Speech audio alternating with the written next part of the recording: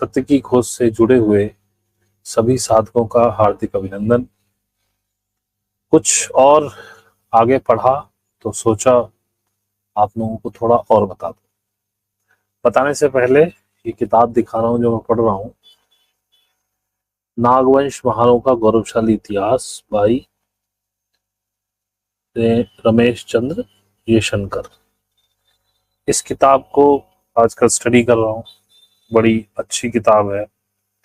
इन्होंने तकरीबन लगभग 103 बुकों को पढ़ा है। इनका पीछे संदर्भ में पूरा दिया हुआ है और इन सारी 103 बुकों को पढ़ने के बाद उसके नेक्टार के रूप में, उसके निष्कर्ष के रूप में उन्होंने ये बुक लिखी है, जिसमें काफी पहले से बहुत पुरातन हिम युग वगैरह का भी इसमें जिक्र किया है। तो ये लव यू जी, सभी को लव यू। आवाज बता दीजिए ठीक आ रही है कि नहीं। तो कहाँ से सब ये सब शुरू हुआ, तो ये सब इसमें बताया है। तो सोचा अब देखो, अगर किसी को पूरा जानना है तो मैंने किताब का आपको दिखा दिया, दोबारा से दिखा देता हूँ।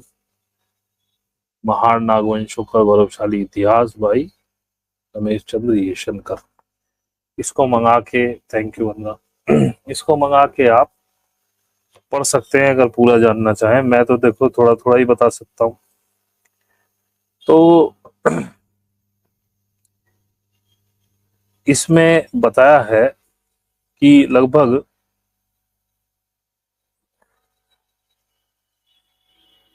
7 लाख वर्षों से 26,000 वर्षों तक को पुराणाश्म युग कहते हैं, और 36,000 वर्षों से, सॉरी 26,000 नहीं, 36,000 वर्षों से 15,000 वर्षों तक नवाश्म युग, 15,000 वर्षों से 6,000 वर्षों तक धातु युग, 6,000 वर्षों से 3,000 वर्षों तक स्थायी युग, और ईसा पूर्व, ये जो मैं जितने हजार वर्ष बोल रहा हूँ ये सब ईसा पूर्व बोल रहा हूँ, और ईसा पूर्व 3,000 वर्षों से वर्तमान तक विज्ञान धर्मयुग बोला जाता है।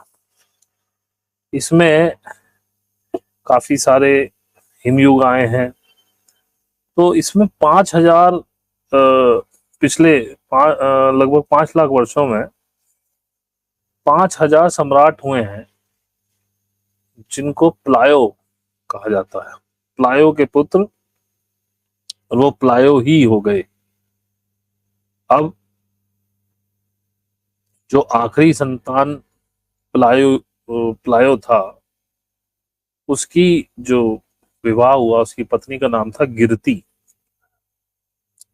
तो प्लायो गिरती की जो संतान हुई उसका नाम रखा गया महार, और उन्हीं को महार नाग कहा गया।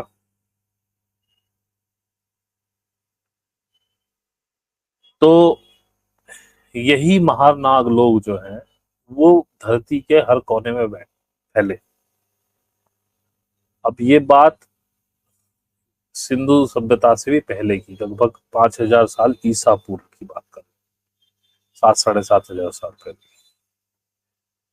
तो इसमें उन्होंने बताया कि विश्व की खोज में प्लायोयुगीन महार सिंधु नागार्यों की संस्कृति वर्तमान मध्य अमेरिका, मेक्सिको, दक्षिण America, Turkey, Germany, France, Moscow, Israel, Syria, Iran, Iraq, Saudi Arabia, Uzbekistan, Turkmenistan, यूनान, Afghan, Egypt, Kyrgyzstan, Tajikistan, Bharat, Nepal, Tibet, चीन, Mongolia, Sri Lanka, Japan, Malaysia, Korea तक पाई गई।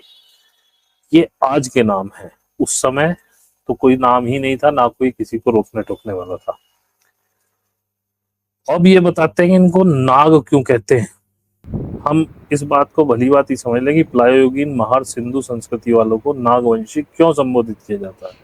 क्या वे विषधारी नागों के समान होते थे? तो वो कहता है इसके हमें 2 उत्तर मिले हैं। एक तो इन लोगों ने ग्राम और नगर बसाए थे, तो उस समय नगरों को नागर कहा जाता था, तो नागर से नाग बन गए। हो सकता है इनको महार नागर बोलते हूं, क्योंकि मिस्र की साइड में और ये यूनान की साइड में रे हटा देते थे वो, तो वो फिर महार नाग हो गए।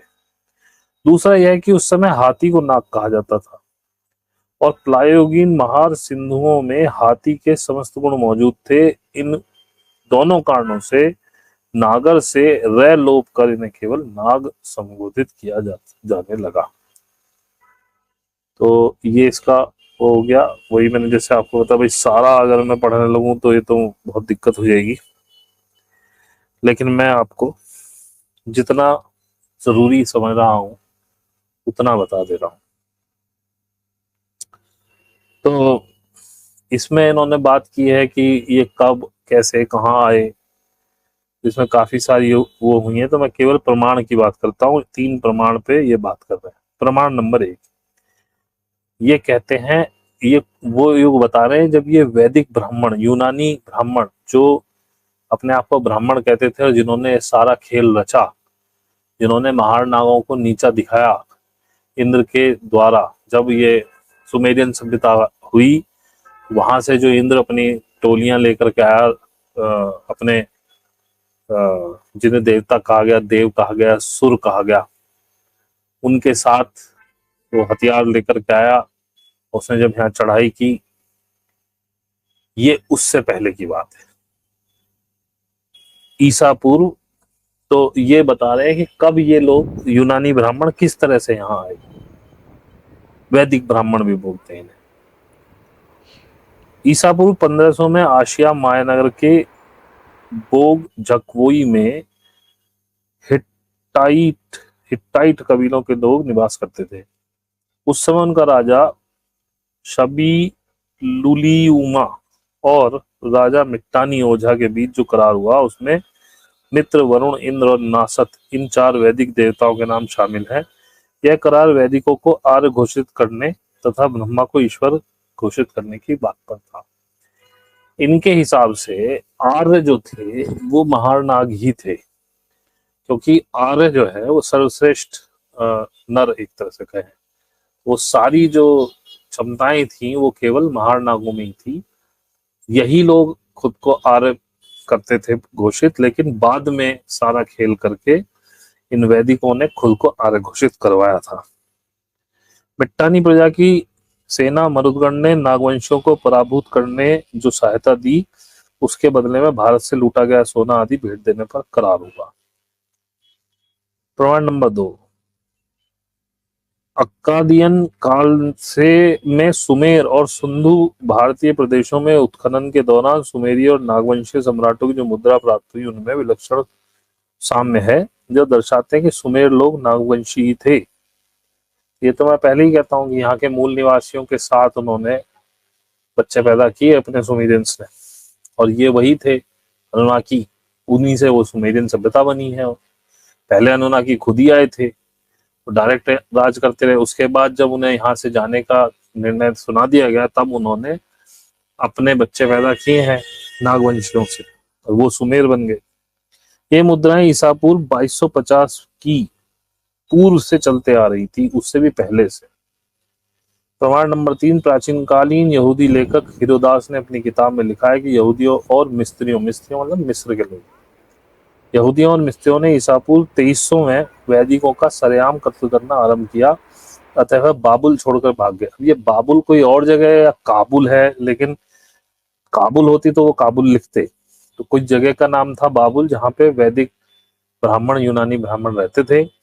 तो यहूदी और मिस्रियों ने इनका कत्लेआम किया। वहां से लोग बड़ी जीर्ण शीर्ण दशा में भाग करके हिंदुस्तान आए। तो ये कहते हैं कि यहूदी और मिस्री आक्रमण से जान बचाकर वैदिक ब्राह्मण बाबुल से भागे। वह समय ईसा पूर्व 2300 का है। यह सिद्ध करता है कि वैदिक भारत में ईसा पूर्व 2300 में आए थे। उस समय यहाँ सिंधु सभ्यता अपने चरम पर थी, नगरों का विकास हो चुका था और खूब आराम से रहते थे। फिर ये कह रहे हैं 50 वर्षों तक चोरी, लूटमार, बलात्कार, नाना प्रकार की संपत्ति ले भागना, दहशत और आतंक की घटनाओं को अंजाम देते रहे। इस प्रकार वे इंद्र की सहायता लेकर उत्तरी भारत में ईसा पूर्व 2250 में दाखिल हुए। ये वो समय था जब इंद्र ने आक्रमण करके ये सिंधु सभ्यता का पराभव किया, इनको मारा, यहाँ के नाग लोगों को, क्योंकि ये लोग सीधे थे, इनके पास छल कपट नहीं था, प्यार से रहते थे, प्रकृति की सेवा करते थे, एक दूसरे की सेवा करते थे। वो लड़े लेकिन हर जगह इंद्र ने इनको छल से मारा। वैदिक ब्राह्मणों का भारतवर्ष में होने वाला आगमन घूसखोरी के जरिए ईसा पूर्व में 2300 से 2250 के बीच हुआ। फिर भी वे युद्ध के चलते भारतवर्ष के नागरिक नहीं हो पाए थे। 850 वर्षों के लंबे अरसों के बाद उन्हें अवसर प्राप्त हो सका।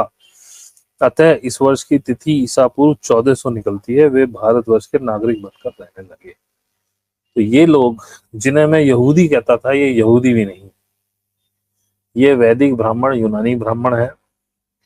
ये 850 वर्षों तक वेट करते रहे और ईसा पूर्व 1400 में आके इन्हें भारत का नागरिक एक तरह से माना गया। इसके आगे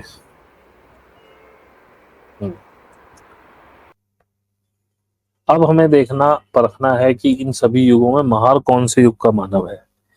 क्या वह मियो की या प्लायो की या प्लेस्टो की अथवा होलो की संतान है। ये अलग अलग सब एक तरह से कुल हुए हैं हिमयुगीन। आइए हम ऋग्वेद, जो वैदिकों का प्राचीन ग्रंथ है, उसकी ऋचा देखें। 8:1-33। तो वो कहता है कि हे अग्ने, पर्वतारोही प्लायु के पुत्र मसार और उसकी प्रजा ने हमें 10,000 गौओं का दान दिया, जिससे वे दानकर्ताओं में सर्वश्रेष्ठ महान हो गए। अतः सेचन समर्थ पशु उनके ही पास चले गए। और ये वैदिक ब्राह्मण इन्हीं महानों से दान ले लेकर अपनी आजीविकाएं आदि चलाते रहे थे। तो उपरोक्त ऋचा में, क्योंकि ऋचा कहती है अद्य प्लायो गिरती दास तन्या मासारंगो अग्नेश अग्ने दश भी सहस्त्रे। तो कहता उपरोक्त ऋचा में प्लायो गिरती शब्द का इस्तेमाल किया है। प्लायो अथवा प्लायो और गिरती दो नामों से शब्द बना है। पिछले 5 लाख वर्षों में ईसा पूर्व 5000 वर्षों तक 5000 प्लायो नामक सम्राट हो चुके हैं। इनके अस्तित्व में ही प्लेइस्टो और होलो के लोग प्लायो के पुत्र अथवा पौत्र थे। प्लायो नामक सम्राटों का सिलसिला तीर्थंकरों, बोधिसत्वों, मनुओं, शंकराचार्यों अथवा नबियों की तरह चलते आ रहा था, जो सिंधु संस्कृति के नाश्ता में इतिहास जमा हो गया। नाश्ता मतलब नाश, जब सिंधु संस्कृति का नाश हुआ है वहां पे जमा हो गया। तो प्लायो सम्राट अंतिम का विवाह गिरी कंदरों में जन्मे सौंदर्यवती शीलवान पुत्री कीर्ति से हुआ। इसी कारण वेदों में प्रयुक्त ऋचा प्लायो गिरती संबोधित किया है। एक मिनट पानी पी लेता हूं। अब ये मैं आप लोगों को इसलिए बता रहा हूं, ये मैं आपको इसलिए बता रहा हूं कि आपके अंदर जो थोड़ा बहुत भी धूल जमी हुई हो, ये भगवान कुछ है वो भी निकल जाए। जिद्दू कृष्णमूर्ति ने तो पहले ही कह दिया था। किसी ने उनसे पूछा था भगवान के बारे में, तो उन्होंने कहा कि आप बताएं, भगवान को मनुष्य ने बनाया कि मनुष्य को भगवान ने बनाया। फिर उन्होंने कहा कि हमारे हिंदुस्तान में लगभग 3 लाख भगवान हैं। हर एक लगभग संप्रदाय का अपना एक अलग भगवान है, और कुछ ऐसे प्राइवेट भगवान है जो अलग अलग कबीले टाइप के लोगों के हैं उसी संप्रदाय में। तो मैं भी आपको यही बताना चाह रहा हूं, इन सब के जरिए आपकी धूल और साफ कर दूं। थोड़ा बहुत भी दिमाग में अगर कूड़ा जमा हो भगवान नाम का, तो वो निकल जाए और आपको पता चले कि ये कोई ऐसी चीज नहीं थी। ये तो सिर्फ कथा लिखने वाले जैसे कवि बहुत बड़ी बड़ी बातें लिखता है। प्रेयसी के फोटो की वो देगा तो उपमा कभी गुलाब की पंखड़ी से देगा, कभी कुछ कहेगा, कभी कहेगा उसके मुख का तेज सूर्य के समान है। तो वैसे ही ये लिखी गई कथाएं बाद में, और उनको इतना ज्यादा हाइपोथेटिकल कर दिया, और महार नागों को किस तरह से इन वैदिकों ने अपने उसमें लाके फिर इनको ईसवी सन के शुरुआत तक, जब ईसवी सन शुरू हुआ है, वहां तक भी इन वैदिक ब्राह्मणों को लिखना पढ़ना नहीं आता था। इन्होंने कभी पाली शायद बोली होगी, लेकिन लेखन में कभी यूज नहीं करी। ये लिख नहीं सकते थे उस समय। उसके बाद इन्होंने लिखना सीखा है, उसके बाद इन्होंने फिर ये कहानियां शुरू की। उस समय तक तो ये इतने वो थे इसमें, आगे आपको पता चलेगा। इन्होंने अलग, जैसे मौर्य संप्रदाय, जो मौर्य राजा थे, तो उन्होंने इनको मोर से जोड़ दिया। और हुआ ये कि अपने इनके इतिहास को बिल्कुल छुपा दिया। जब इनको जंगलों में भागने के लिए मजबूर कर दिया गया, तो फिर उन्होंने मान ही लिया कि हाँ हम मोर से हैं, सिर्फ नीचा दिखाने के लिए। केवल एक मौर्य संप्रदाय था जिसने नीचा नहीं देखा, वो अपना काम करता है। बाकी पता नहीं कितने संप्रदाय इन्होंने, किसी को बता दिया ये सांड से पैदा, किसी को मेंढक से, किसी को तितली से, किसी को मछली से।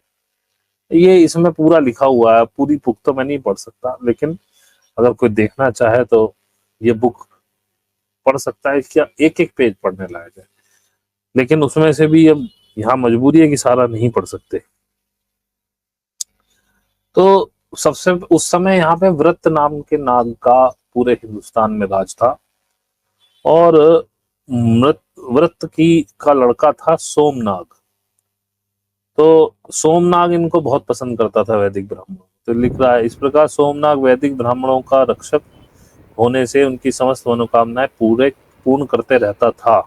उस समय जो भी यहूदी, मिस्री और अरबियन इन वैदिकों को सताता है, नाश कर देता, तब महार सोमनाग उन युद्धकांक्षियों का नाश कर देता था। ये इसमें ऋग्वेद की ऋचा भी लिखी हुई है। अब आगे कहता है,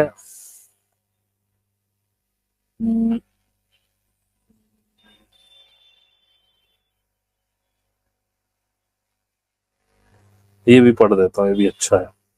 जिस प्रकार प्राकृतिक सापेक्षता को मानने वाले महार, वो प्राकृतिक सापेक्षता मतलब प्रकृति के साथ रहते थे, अपनी महामानवता के कारण विदेश से यहूदी मिस्त्रियों से पराभूत होकर महारों के चौखट पर शरण लेने वाले दारिद्री वैदिक ब्राह्मणों के सुख और हित के खातिर दान करते हुए उनका पालन पोषण तक किया करते थे।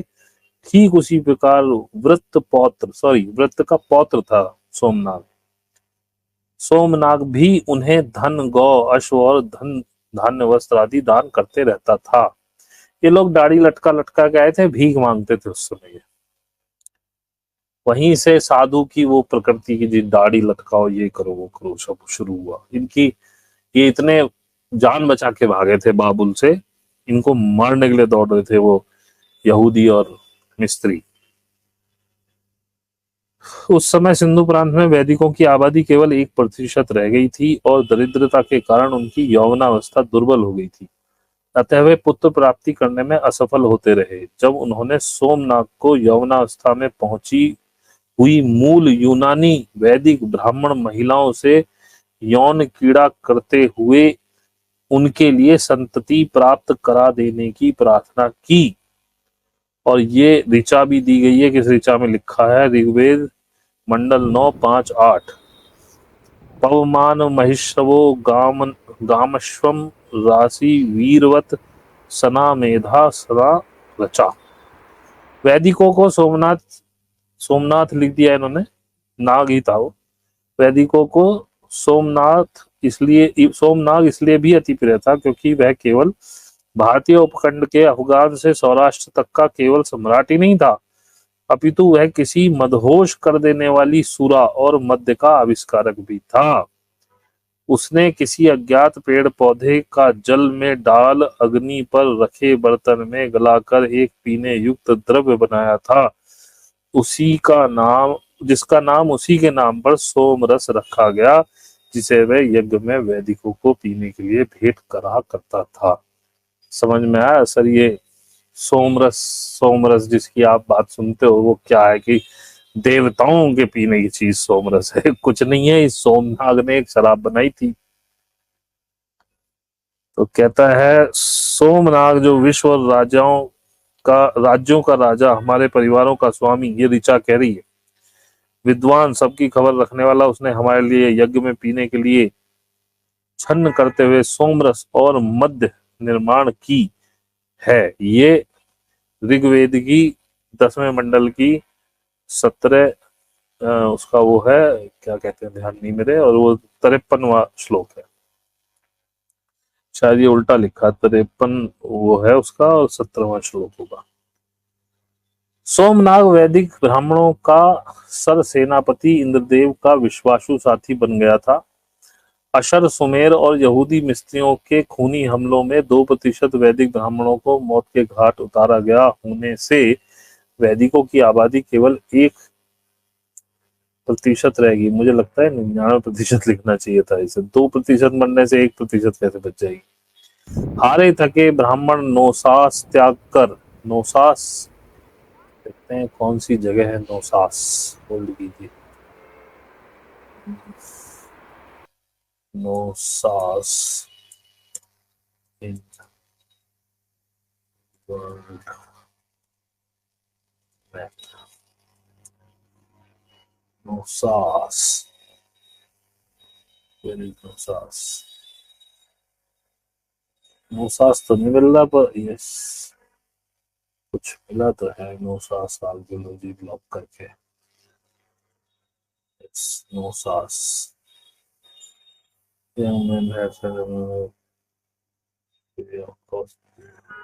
स्कॉटलैंड के आसपास बता रहा है।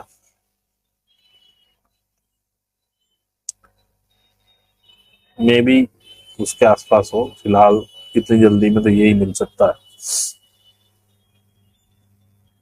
तो नौसास त्याग कर आने की वजह से, हाँ इसका मतलब ये स्कॉटलैंड में ही थे उस साइड, वहां पे इनको मारा गया। तब ये दरिद्री अवस्था को ही नहीं पहुंचे थे, अभी तो प्रजोत्पादन क्षमता भी खो चुके थे। मतलब इनके पास वीर नहीं था, ये बच्चे नहीं पैदा कर सकते थे। ऐसी अवस्था में आबादी बढ़ाने में असमर्थ होने के कारण इन्होंने नियोग को प्रोत्साहन दिया। ये नियोग प्रथा भी यहाँ से चली, जिसमें ये अपनी स्त्रियों को भेज देते थे सोमनाथ के पास या किसी और के पास कि भैया बच्चे पैदा करो। ये इन वैदिक ब्राह्मणों का वो है इतिहास। तब अनीतिवान इंद्र ने सोमनाग से मित्रता स्थापित कर उसे वैदिक महिलाओं से पुत्रोत्पत्ति करा देने की सलाह दी। यह सुहावना अवसर पाकर सोमनाग वैदिक महिलाओं से रतिक्रिया करने में व्यस्त रहने लगा। जब वैदिकों की आबादी बढ़ने लगी, इस क्षण से सोमनाथ वैदिकों का स्वामी पिता कहलाने लगा। इस प्रकार वैदिकों के वंशज महारों की संतान संबोधित हुई।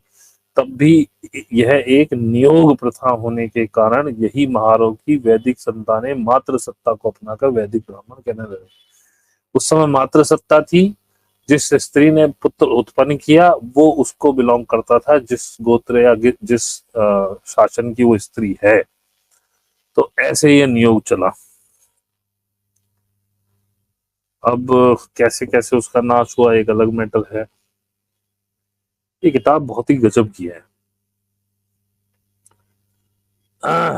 हाँ जी, ये कहते हैं ऋग्वेद 1:33, 15:2-3, 7:1-18, 6:10-27, 6 और 10:47 के प्रमाण बताते हैं कि महारनाग लूटने वाले, आतंकी, दहशतवादी, बेघर करने वाले, दारिद्री बनाने वाले, व्यभिचार बलात्कार करने वाले, खून की नदियां बहाने वाले, राज्यों को लूटने वाले, ध्वंस करने वाले इंद्र और वैदिकों को तुच्छ समझने लगे थे।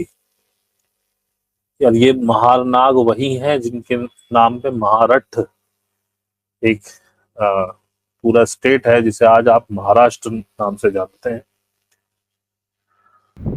अतः ऋग्वेद ऋचा 5, 7, 10 के प्रमाणों के आधार पर महारनाग ब्राह्मण पुरोहितों को दान देना बंद करते रहे। पहले ये लोग दान देते थे, तो ये समझो जिनको चमार घोषित किया गया, शूद्र घोषित किया गया, पिछड़ा घोषित किया गया, यही राजा थे यहाँ के। उनके दानों से इनका काम चलता था। इसमें सब है, कहाँ कैसे पलटा अभी तो पढ़ ही रहा हूँ। बड़ी आनंदित किताब है। सम्राट सुदास के कारण सर्वप्रथम महारनागों के गोत्रों को दशकों बाद राहत की सांस मिली। सुदास ने काफी उद्योग करके काफी जगह जीती, और देखते ही देखते इस विशाल महार भूमि में पर्शियन भारत की टोली आ धमकी। तब वैदिकों ने उन्हें रोकने की कोशिश की। ईरा, मनु और निर्वाचित इंद्र ने भयंकर किए। निर्वाचित इंद्र, इंद्र कोई एक पर्सन नहीं है, इंद्र बुद्ध की तरह एक उपाधि है। ये निर्वाचित होता था क्योंकि भारत पर्शियन अहूर महार नाग समुदाय का था और महार नागों का अपना सगा लगता था। भारत की बात कर रहा है ये। भारत एक पर्शियन राजा था, वो भी महारनाग समुदाय का ही था। अतः उसे अपने महारनाग समुदायों का बचाव करने ईरा मनु और इंद्र से महायुद्ध कर जम्बूद्वीप पर अपना भारत साम्राज्य स्थापना करना पड़ा। यही कारण है कि जम्बूद्वीप को भारतवर्ष कहा जाने लगा। अर्चना जी शुरू से देख लीजिएगा, किताब का नाम मैं 2 बार बता चुका हूँ। अब आप लोग बीच बीच में आएंगे तो क्या बीच बीच में नाम ही बताता रहूं? जब ये रिकॉर्डिंग आएगी तो शुरू में देख लीजिएगा, सब बता दिया। यह सच है कि सम्राट भारत को वैदिकों को इस भूमि से खदेड़ने में कामयाबी हासिल नहीं हो सकी, मतलब पूरी तरह से नहीं निपटा पाया। इस कारण वह भी वैदिकों की तरह विदेशी था, इसका कारण यह भी था। किंतु यहाँ के महारनागों ने उसे अपनाने का कारण उसका महारनाग वंश ही है। दूसरा कारण यह भी रहा कि वैदिकों के प्रांतों पर भारत की हुकूमत आने के बाद भारत के महारनागों के हाथों में यहाँ के राज्य सौंप दिए थे। उसके सबूत आज हमें मिल चुके हैं, इसके बारे में आगे चर्चा करेंगे। 850 वर्ष तक ये वैदिक संघर्ष करते रहे कि हमें कैसे ही यहाँ के नागरिक मान लिया जाए, हम यहाँ सम्मिलित हो जाए। तो कह रहा है 850 वर्षों का समय कोई मामूली समय नहीं। इन वर्षों में वैदिकों द्वारा विभक्त वंशों के महारनाग, वैदिकों द्वारा विभक्त वंशों के महारनाग, इन्होंने नाग वंशों को विभक्त किया जबरदस्ती। तू कौन ना खामू यार, नागों ने मान लिया। क्योंकि उससे पहले जो इंद्र ने खेल किया था सिंधु सभ्यता में, तो ये सब जंगलों में भाग गए थे, छोटी छोटी टोली जैसे बच पाए।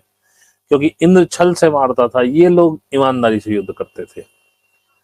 फिर इन्होंने वंशों को विभक्त करना शुरू कर दिया, जाति उपजाति, गोत्र उपगोत्र, ये सब करना शुरू किया। इन वैदिकों द्वारा विभक्त वंशों के महारनाग अपनी मूल पहचान भुलाते हुए उन शूद्र तथा हीन वंशों से अपनी पहचान कराने में धन्यता मानते रहे। यदि कोई समुदाय अपना इतिहास भूल जाए तो उसके लिए उन वंशीय नामों के संस्कारों में डूब जाना कोई नई बात नहीं रह जाती। उसे उन नामों का गर्व होने लगता है जो उसकी भावनाओं से जुड़ जाता है। और होते भी यही रहा है। वैदिकों से अपनी जान बचाकर प्राचीन महारनाग अपनी ही भूमि के एक प्रांत से दूसरे प्रांतों में जा बसे।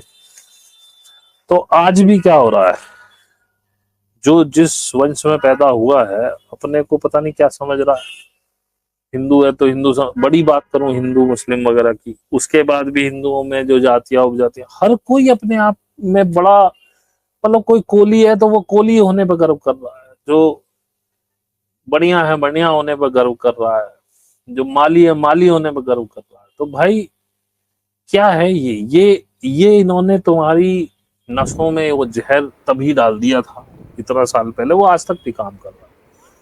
और ये सब आपको बताने का कारण भी यही है कि आप लोग कम से कम अपना इतिहास समझें, जाने के आप हैं क्या। मुझे नहीं पता कौन मुझे सुनता है, आप शूद्र हैं, एससी हैं, एसटी हैं, सामान्य हैं, कौन सी जाति हैं, आप सभी कहीं ना कहीं से महारनाग वंशियों से कनेक्ट हो जाएंगे।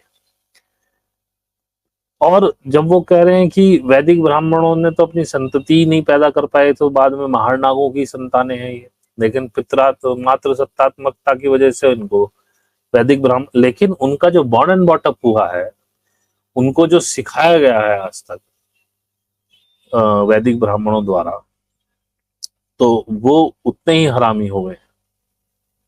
अब क्या बोले। और इसमें बहुत सारे गोत्र हैं जो महारनागों के ही हैं जो गौड़ ब्राह्मणों में आ गए। जैसे वत्स है, वत्स भी एक नाग था, इसमें आपको सब मिलेगा। जैसे मैंने अपना बताया, मेरा हरिति से गोत्र निकला है, हरिति तो महारों में ही है। तो ऐसे बहुत सारे गौड़ ब्राह्मण के गोत्र हैं जो इनमें से ही निकले हैं, और उन्हें किसी वजह से इनको मान्यता देनी पड़ी।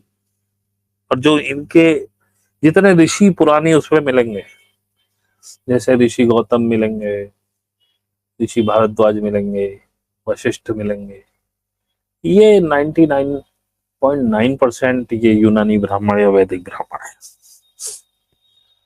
जी। अब थोड़ा और पढ़ लेते हैं।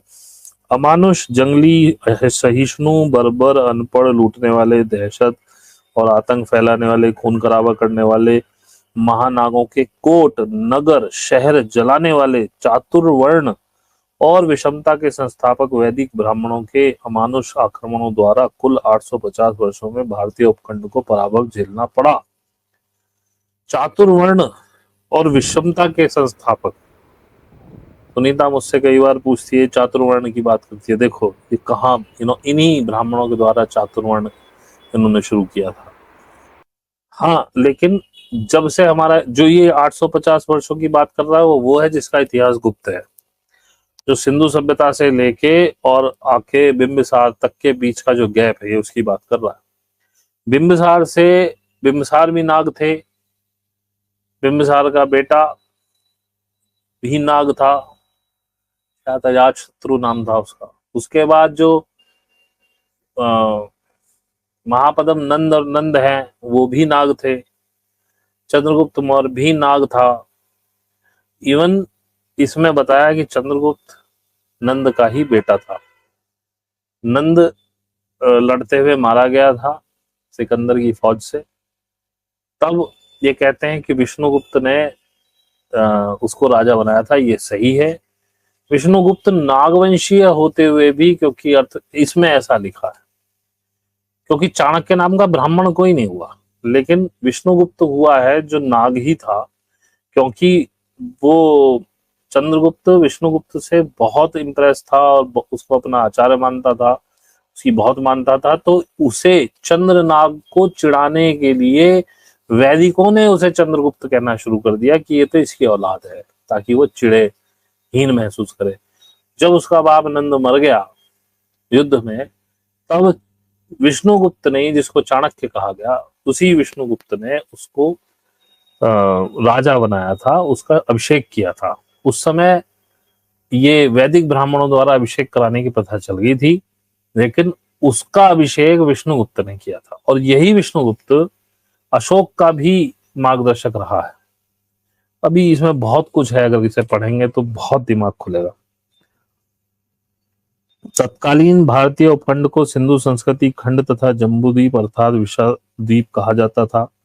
इस उपखंड में न तो चातुर्वर्ण था, देखिए, इस उपखंड में न तो चातुर्वर्ण था न जातियां हुआ करती थी। सभी महारनाग अपने परिवार के मुखिया के नाम से और गुणों के आधार पर जाने जाते थे। ये था भारतवर्ष, ये थी नागों की संस्कृति। नागों को सिंधु संस्कृति में नाग कहा जाता था। यह संस्कृति नागर संस्कृति थी, क्योंकि इसमें नगर बने हुए थे, नगर को नागर बोलते थे। और उनके गुण हाथी के गुण से युक्त थे। हाथी को सिंधु संस्कृति के पिशाची भाषा में, सिंधु संस्कृति की भाषा पिशाची भाषा कही जाती है, क्योंकि कुछ तो बोलते ही होंगे ना वो, बेशक लिपि ना हो। लिपि में जो सांकेतिक लिपि थी उनकी, वो पढ़ी नहीं जा सकी आज तक, ऐसा कहते हैं। पिशाची भाषा में नाग कहा जाने से सिंधु संस्कृति के महारों को नाग संबोधित किया जाता रहा। अतः समस्त महार नाग कहलाए। महार आज भी चमार कहा जाता है, महाराष्ट्र में महार होते हैं, और उन्हीं महारों की वजह से महारठ इसका नाम था। और जिनको चमार बता के शूद्र बता दिया गया, यही यहाँ के मूल निवासी हैं, यही राजा थे, पुराने क्षत्रिय यही हैं, और इन्हीं के ऊपर महाराष्ट्र बना हुआ। और आज भी महाराष्ट्र में महार बहुत है, वो अपने आप को महार ही लिखते हैं। वैदिक इस प्रांत में आने के पश्चात उनके द्वारा महार नाग राज्यकर्ताओं तथा प्रजाओं को तुच्छ दर्जा वाले नामों से संबोधित करते हुए उन्हीं नामों को राज्यकर्ताओं तथा उनके प्रजाओं को वंशों के रूप में संबोधन होते रहा। वैदिकों द्वारा सर्वप्रथम पराभूत महानागों के सामूहिक परिवारों को असुर, जो सुरा यानी मद्यपान यानी शराब नहीं पीते थे, दास, उनको गुलाम बनाया गया, पिशाच, गुहा कंदरों, पहाड़, जंगलों और शमशानों में रहने वाले, इनको कहते हैं पिशाच, और अनार्य, जिनका आर्यत्व छिन गया, उन्हें नाम ये दिए जाते थे। जबकि मूल आर्य जो थे वो महारनाग ही थे। महारनागों को अनार्य घोषित करने के उपरांत उन्हें हाथी गुणों के कारण नहीं बल्कि विषारी प्राणी नाग की औलाद कहा गया। ये भी खेल इन्हीं का है, इन्होंने ही उनको हाथी से नहीं अपितु सर्प से जोड़ दिया। यही कारण है कि वर्तमान में भी कुल महान नागों का बहुजन समाज इसी नाग की पूजा कर नाग पंचमी मनाते आ रहा है। इतने अंदर तक घुस के इन्होंने आपको खत्म किया है कि क्या ही माने। अब आपने मान ही लिया इन्हें, जो इन्होंने बताया कि हाँ ठीक है, यही उत्तम है, यही थे हम। इसी वजह से आपने जब अपने आप को शूद्र मान लिया और आपकी स्थिति इन्होंने जानबूझ के इतनी दयनीय कर दी, आपसे परिश्रम भी करवाया और पैसा भी नहीं दिया, आपको सिर्फ वहां तक सीमित रखा कि आपकी मतलब आपका शरीर चलता रहे, खाने को भी उतना ही दिया। अब आपको थोड़ा हस्तिनापुर वगैरह का बताऊं, जैसा मैं कहता हूं ये महाभारत सब कहानियां हैं, नाम स्थान ये रहे हैं और बहुत सारे कास्टिंग की गई है इन नामों की उसमें, लेकिन कहानी पूरी तरह से कपोल कल्पित है।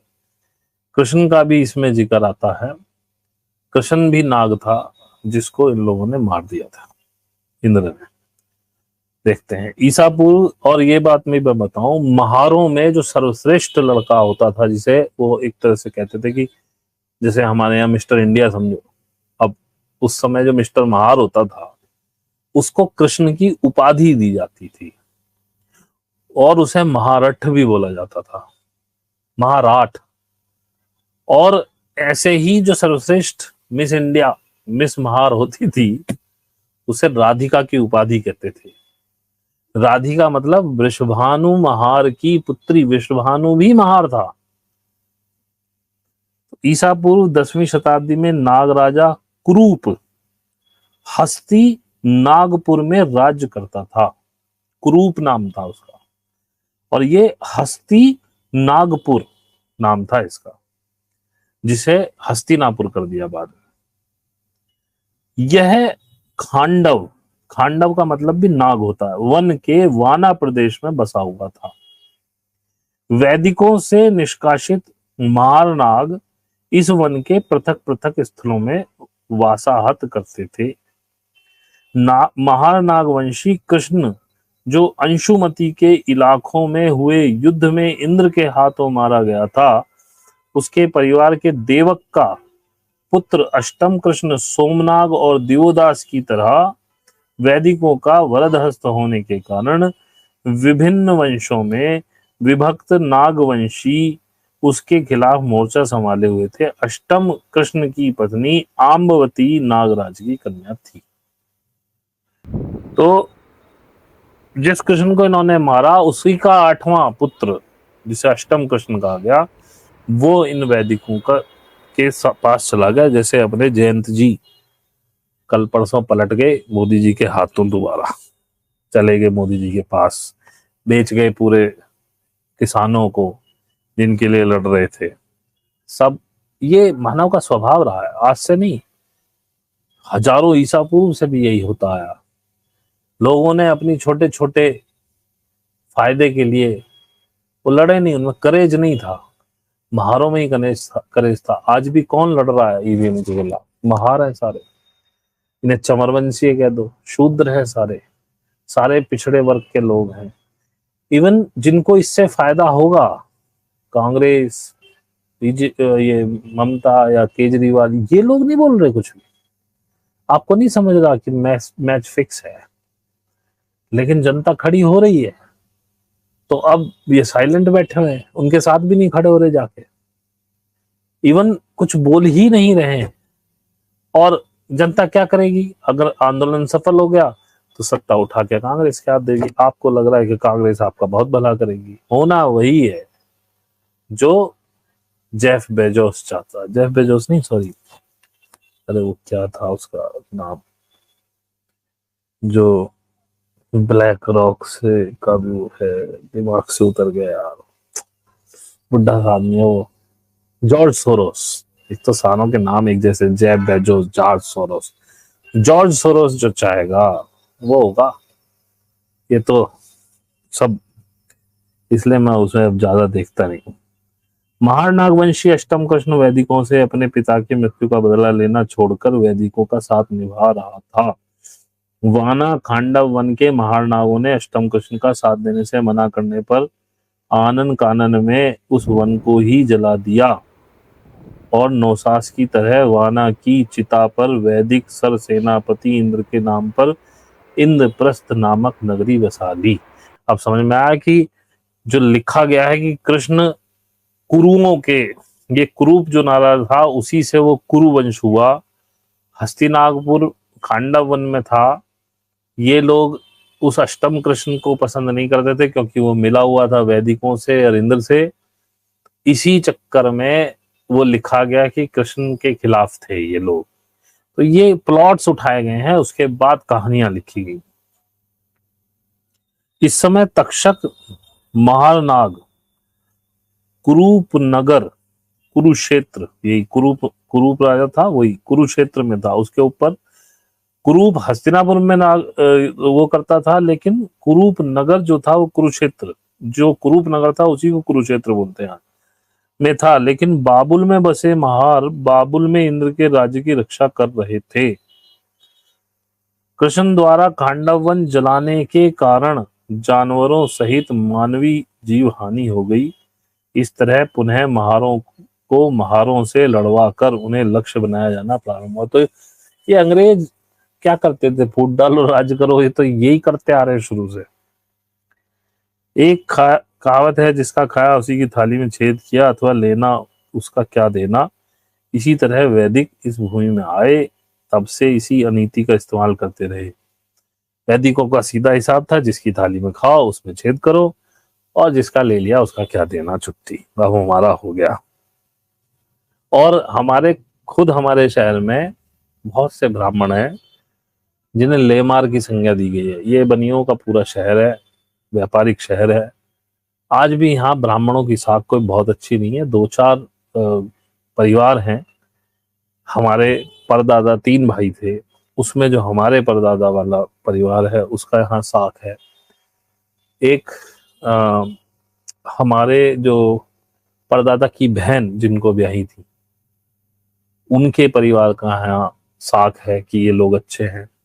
और 1-2 लोग जो बाहर से अभी आए हैं, पुराने जितने भी ब्राह्मण लोग हैं उन पर कोई विश्वास नहीं करता। वो कहते हैं ले मार है सब। वही जो लेना उसका क्या देना। राजा निचिक्षु के समय तक वैदिकों के आक्रमण जारी रहे। आखिर वह समय आया जब नदियों की बाढ़ में यह इंद्रप्रस्थ नगरी बर्बाद हो गई। उस समय कुरूप राजा के महारनाग सुरसेन और चेदी होते हुए वत्स राज्य के कौशाम्बी नगर में आ बसे। तब वह महाजल प्रलय थम गया। तब वे पुनश्च इंद्रप्रस्थ को निकले। उन्होंने तक्षक, प्रवर, वाजी और वाहिक महारनागों की मदद मांगी। इस तरह इंद्रप्रस्थ पर आक्रमण कर उसे हिरासत में लेते हुए इंद्रप्रस्थ के स्थान पर हस्तिनागपुर की स्थापना की गई। ये है जी नागपुर। और ये इसमें संदर्भ दे रहा है भारतीय इतिहास पृष्ठ नंबर 37, डॉक्टर जेपी जैन की लिखी हुई किताब है, उसमें से संदर्भ लिया। वत्स राज्य के पूर्व दिशा में काशीनाग नामक महारनाग राजा का राज्य बसाया गया। यही अब काशी नाम से विख्यात है। कहते हैं कि काशी भगवान शिव ने बसाई थी। ये हैं वो शिव। काशीनाग का जन्म ईसा पूर्व 962 में हुआ तथा राज्य की बागडोर ईसा पूर्व 934 में संभाली। राजधानी गंगा किनारे होने के कारण किनारे वाली पहाड़ी को खुदवाकर नदी किनारे तक सीढ़ियों का निर्माण कर मनोहर तरीकों से बांध काम कर संजोया। ईसा पूर्व 929 में काशीनाग को पुत्र लाभ हुआ, उसका नाम उरग रखा। उरग का राज्याभिषेक 901 ईसा पूर्व में हुआ। राजा उरग को पुत्र लाभ हुआ, उसका नाम ब्रह्मदत्त नाग रखा। ब्रह्मदत्त का राज्याभिषेक हुआ, ब्रह्मदत्त उसका पुत्र ब्रह्मउरग को ईसा पूर्व। भाई इतना सब क्यों पढ़ना। उसी महारनाग परिवार में राजा अश्वनाग सेन को नागकन्या वामदेवी से ईसा पूर्व में पुत्र प्राप्त, जिसका नाम पार्श्वनाग रखा गया। ईसा पूर्व लगभग 3000 के दौरान की बात है। महारनाग परिवार ने राजा नाभिराज का विवाह नागकन्या मरुदेवी से हुआ। उससे 2 पुत्र हुए। हाँ यही है, उससे 2 पुत्र हुए। ज्येष्ठ पुत्र का नाम तणहुम रखा तथा कनिष्ठ पुत्र का नाम नंद रखा गया। नाभि राजा के पश्चात दोनों भाइयों ने पिता का साम्राज्य संभाला। राज्य में कृणि उसी मसीह शिल्प, वाणिज्य और विद्या, इन उपजीविका साधनों की यथायोग्य व्यवस्था की। किंतु ज्येष्ठ भ्राता केवल ज्ञान प्राप्त करने राज्य को त्याग कर श्रमण बन गया। ये तब की बात है जब बुद्ध नहीं हुए थे, गौतम बुद्ध नहीं हुए थे। ये महारनाग ही ऐसे थे जो सारी संपत्ति को त्याग करके और ज्ञान की खोज में निकल जाया करते थे। वैदिकों के बस की नहीं थी ये बात। कुछ ही वर्षों के भीतर वह बोधिसत्व बन गया, किंतु सापेक्ष सिद्धांतों की खोज में निराशा हाथ लगी। अपना ज्येष्ठ भ्राता बोधिसत्व बन गया देख नंद का मन भी राज्य से ऊब गया। उसने भी राज्य का त्याग किया और केवल ज्ञान को प्राप्त करने में सफल रहा। इस प्रकार संसार में सर्वप्रथम ही प्रजा को सम्यक मार्ग दिखाकर जीवन में सुख शांति पूर्वक जिया जा सकता है का संदेश पहुंचाने का कार्य आरंभ हुआ और संसार में सर्वप्रथम बोधिसत्वों और तीर्थंकरों का सिलसिला आरंभ हुआ। ये है भाई साहब, ये थी जीवन जीने की तरीकी। ये है वो सतयुग जिसका आप इंतजार कर रहे हैं। ये चल रहा था वहां सतयुग। ईसा पूर्व 2300 में अर्थात राजा नाभि के पुत्र होने के 700 वर्षों बाद वैदिकों द्वारा तीर्थंकर नंदनाग को हीनता से ऋषभ सांडिल्य अथवा बैल कहा गया। वो नाम था नंदनाग, उसको ऋषभ कर दिया। और शायद इनके तीर्थंकर का नाम भी ऋषभ है पहले का, शायद, अगर मैं सही हूं तो। देखें एक बार गूगल पे सर्च मार के, प्रथम तीर्थंकर का नाम क्या था। नेम ऑफ फर्स्ट तीर्थंकर, यही है, ऋषभनाथ। प्रथम तीर्थंकर ऋषभनाथ हुए जी। ये नाग थे, नंदनाग नाम था उनका। इसका कारण नंदनाग शरीर पर वस्त्र धारण नहीं करते थे, ऋषभ इसलिए कहा उन्हें। जबकि ज्येष्ठ भ्राता बोधिसत्व तड़हम नाग कपड़ों से, चीवर से शरीर ढककर विचरते थे। इस प्रकार तत्कालीन समाज में नंदनाग नाम की जगह उन्हें ऋषभदेव घोषित किया गया। और नाभिराज के महार घराने के दो शाखाओं का निर्माण होने में देर नहीं लगी। एक शाखा बोधिसत्वों की, दूसरी तीर्थंकरों की। किंतु सिद्धाताओं का एक मामला एक तथा उद्देश्य एक हुआ करता था, मानवीय कल्याण। तो भाई साहब ऐसे आपको बोधिसत्व और तीर्थंकर मिले। और कहाँ है भाई, हाँ भाई, ये थोड़ा बड़ा चैप्टर है, इसको अगली बार कवर करेंगे मौर्य की राज संस्कृति में। तो अभी जो पिछले हफ्ते पढ़ा था वो मैंने आपको इन 47 मिनटों में बता दिया। मौर्य की राज संस्कृति पे फ्लैग लगा लेता हूँ एक, ताकि इसे आपको अगली बार बता सकूं। यहाँ से आगे पढ़ूंगा और बताऊंगा। मुझे भी बड़ा आनंद आ रहा है पढ़ते हुए, अपनी हिस्ट्री समझ आ रही है। अब किसी का कोई प्रश्न हो तो प्लीज पूछ लीजिए। हालांकि आज इस वाले चैनल का नंबर नहीं था, लेकिन चलो इस पे कर लिया। अब दूसरी चैनल पे देखेंगे, कोई छोटा मोटा लाइक करने का मन हुआ तो रात रात तक करेंगे। बाकी भाई कोई प्रश्न आपके निगाह में आया हो, आशा है काफी कुछ दिमाग से खुला होगा आपके, और आपको पता चला होगा कि ये सब कैसे शुरू हुआ था। तीर्थंकर ऋषभदेव थे या तड़हम जो बोधिसत्व हुए, तो इन दोनों का ही मानवीय कल्याण इनका उद्देश्य था। वहां से इन्होंने ईश्वर को जानना शुरू किया। अब यहां तक आपको कहीं कोई विष्णु, सिर्फ एक इंद्र दिख रहा है, वो भी एक आक्रमणकारी है, बलात्कारी है, बड़ा बड़ा भयंकर व्यक्ति है वो। अब आप इसे पूरा पढ़ेंगे तो आपको समझ में आएगा कि इंद्र ने कैसे कैसे इन महारनाओं को मारा है, छल से, बल में। ये सामने, वो सीधे सीधे सामने से युद्ध करते थे, ये छल से मारता था। और इसने सबको लगभग तबाह किया था उस समय। अभी तक ना कोई कृष्ण है, और राम का तो कहीं जिक्र ही नहीं है। नहीं तो कृष्ण से पहले कहते हैं, ये 5000 साल पुरानी बात चल रही है। Love you Suman ji. अब आपको कोई प्रश्न हो तो मैं फिर बोल रहा हूँ, क्योंकि थोड़ा सा आप तक लेट पहुंचता है मेरा सब्सक्रिप्शन, ये वॉइस। सुमन देव जी, बुक का नाम सबसे शुरू में बुक दिखाई गई है, दोबारा जब ये सेव हो जाएगी रिकॉर्डिंग दोबारा सुन लेगा। गोत्र का क्या बोलूं भाई बताओ, गोत्र इन्होंने ही पैदा किया, अब देखा ना, उसको नंदनाथ को वृषभ कर दिया, वृषभ ही शांडिल्य है, अब शांडिल्य भी ब्राह्मणों में गोत्र होता है, तो उस हिसाब से तो ये शांडिल्य भी महारनागों में से ही हुए।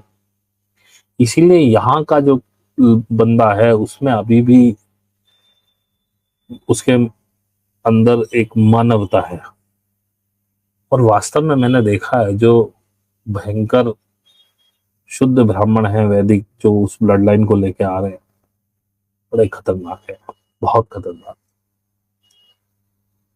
खुद मेरे परिवार में मेरी बुआ वगैरह जहाँ ब्याही हैं, एक दो लोग हैं बड़े खतरनाक, मैं उनको खुद पसंद नहीं करता हूँ, क्योंकि उनमें वो सारे गुण हैं जो वैदिक ब्राह्मणों में होने चाहिए, वो अपने जीन को कंटिन्यू कर रहे हैं।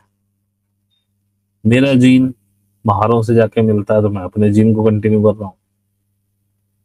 अब आप देखिए आपका जीन क्या है, वैसे जो यहाँ बैठे सुन रहे हैं, मैं तो नहीं समझता कि उनका जीन कहीं बाहर से आया होगा, वो मुरली वासियों का जीन है, चाहे वो इस समय क्या कहते हैं उसे सामान्य जातियों में हो, या अनुसूचित जाति या जनजाति में हो, या पिछड़ा वर्ग या अति पिछड़ा वर्ग से हो, हम सब एक हैं। मनुष्यता ही, मैं हमेशा से कहता हूँ, मनुष्यता ही हमारा धर्म है, हम हिंदू मुस्लिम नहीं है, ये सिर्फ बांटने के लिए हमें कहा गया है। महारों के टाइम में, और ये भी कहा जाता है मौर्यों के समय में, जो एक समय बीता बहुत बड़ा, लगभग 500-600 साल का, वो हमारे भारतवर्ष का स्वर्णिम ज्ञात स्वर्णिम युग है। उससे पहले सिंधु घाटी सभ्यता में भी स्वर्णिम युग था, लेकिन वो इंद्र ने आके वो सारा रगड़ा कर दिया, लोगों को मारा, स्त्रियों के साथ बलात्कार हुए, बच्चों को मारा। तो ये सब सुमेरियंस थे, उन्हीं को घुमा फिरा के भगवान बना दिया गया। पहले यहाँ केवल बुद्ध ही थे और महावीर ही थे, महावीर कम फैले, बुद्ध ज्यादा फैले, वो एक अलग मैटर है, क्यों कैसे क्या, क्योंकि जैनिज्म थोड़ा सा कठिन है। सेवन सिस्टर ग्रुप के बारे में कुछ बता सकते हैं गौरव जी के बारे? देखिए सुमन देव जी, मुझे नहीं पता सेवन सिस्टर्स क्या है, मेरे ख्याल में तो ये सप्तऋषि तारामंडल वाला है कुछ केक, उसका कहीं एलियन वेलियन से लिंक होगा। इंडिका भाई मैंने तब बताया तो होगा, अब तो मुझे याद नहीं है किस लेखक की है, तो बस सेवन सिस्टर सप्तऋषि का ही होगा, उन्होंने कोई लिंक निकाला होगा, मुझे उनसे क्या नहीं पता नहीं है, हर एक के पास एक नई इंफॉर्मेशन है। और सबसे बड़ी बात ये होती है पढ़ने वाले की, जैसे आप मेरी सुन रहे हो और आप गौरहरि जी को भी सुनते हो, मैं गौरहरि जी को नहीं सुनता, वो मुझे नहीं सुनते होंगे। अब जैसे इनका मैं पढ़ रहा हूँ ये बुक, इन्होंने 103 बुकों में से निकाल के इंफॉर्मेशन दी है, लेकिन ये अपने लाइन पे चल रहे हैं, लेकिन मैंने इनके साथ साथ कुछ और लाइनें भी पढ़ी हैं, तो मेरा ज्ञान इनसे बेटर हो गया। और जो मेरे पास है वो गौरहरि जी के पास नहीं है, जो गौरहरि जी के पास है मेरे पास नहीं है। आप क्योंकि दोनों को सुन रहे हैं तो आप हमसे ज्यादा ज्ञान लेके बैठेंगे, ये तो पक्की बात है। लेकिन ये आप जान लीजिए, जो भी कोई उसमें बैठा है, क्योंकि वैसे मेरा कोई उनसे, प्रवीण भाटिया जी से, गौरहरि जी से कोई निजी तौर पर कोई मनमुटाव नहीं है, और मेरी बातें भी होती रहती, गौरहरि जी से तो नहीं होती लेकिन प्रवीण जी से होती रहती है, बीच में दुआ सलाम कभी महीने 2 महीने में राम राम हो जाती है, बस राम राम, आप ठीक हैं मैं ठीक हूँ, बस। तो हमारा कोई वो नहीं है। लेकिन मुझे बस एक बात, अब देखो अपना अपना तरीका होता है, हो सकता है उनको मेरा तरीका अच्छा ना लगता हो, मुझे लगता है कि वो जो एक जबरदस्ती की एक उम्मीद आपको दे रहे हैं कि 2025 में कोई लाइट आएगी और सोलर फ्लैश से आप एकदम से बदल जाएंगे, मुझे ऐसा नहीं लगता कि ऐसा कुछ होगा। सोलर फ्लैश भी आएंगी तो वो उन्हीं के लिए काम करेंगी जिन्होंने ट्यून अप किया हुआ है अपने आप को, अपने माइंड्स को, अपनी फ्रीक्वेंसी को शरीर की, और ये सब मतलब आपके करने से ही होगा। और जो महारनागों वाला या मौर्यकालीन जो भारत था, वही असली भारत है, वही रहने का तरीका है, वही असली धर्म है, और उसी को सतयुग कहना चाहिए जो 3000 ईसा पूर्व पे चल रहा था। क्योंकि युगों की परिकल्पना भी यूनानी ही है। ये हमारे यहाँ तो युग भी कोई नहीं जानता, ना कोई मानता था। ये पूरा एस्ट्रोलॉजी का पूरा ज्ञान यूनान से आया। हम तो अपने पेड़ पौधों पे फल लग रहे थे, हम अन्न उपजा रहे थे, अन्न का सारा कल्टीवेशन का सारा खेल टर्की साइड से आया, जाटों के द्वारा। तो हम अन्न उपजा रहे थे, फल खा रहे थे, मजे ले रहे थे, एक दूसरे का सम्मान कर रहे थे, पैसा भी कमा रहे थे, बाहर हमारे एक्सपोर्ट्स थे ऑल ओवर वर्ल्ड, शुरू से, आज से नहीं।